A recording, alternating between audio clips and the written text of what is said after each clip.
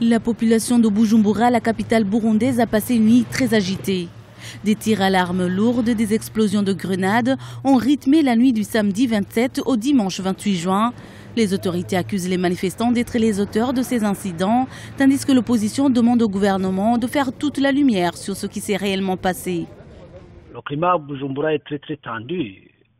On a fait presque toute la nuit dans un bruit assourdissant de mitrailleuses, de grenades et d'autres engins explosifs. Et on ne sait pas jusqu'à présent, malheureusement, puisqu'il y a un problème sur les médias, on ne communique rien à la radio. Et pourtant, la plupart des gens à Bujumbura ont passé une nuit blanche. Agathon Rwasa est le président du parti de l'opposition FNL, Force nationale de libération. Il accuse le gouvernement de pourchasser ses membres.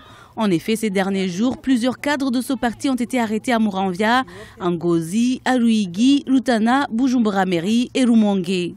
C'est plutôt un harcèlement qui est là, qui ne peut pas être justifié et qui est plutôt de nature, comme ils ont toujours été, à ne pas tolérer quelques voix dissonantes.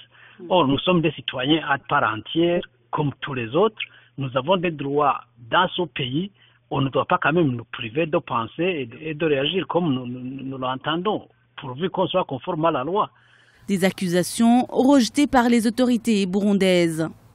Ceux qui sont arrêtés sont des présumés coupables et c'est le rôle de la justice et des forces de l'ordre d'arrêter tout présumé coupable d'une infraction.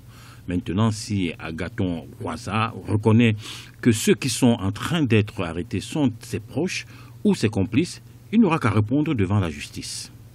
Malgré ce climat de tension, le gouvernement maintient le calendrier électoral. Ce lundi 29 juin, les Burundais iront aux urnes pour voter les conseillers communaux et les députés. La présidentielle est prévue pour le 15 juillet, tandis que les sénatoriales se dérouleront le 24 juillet prochain.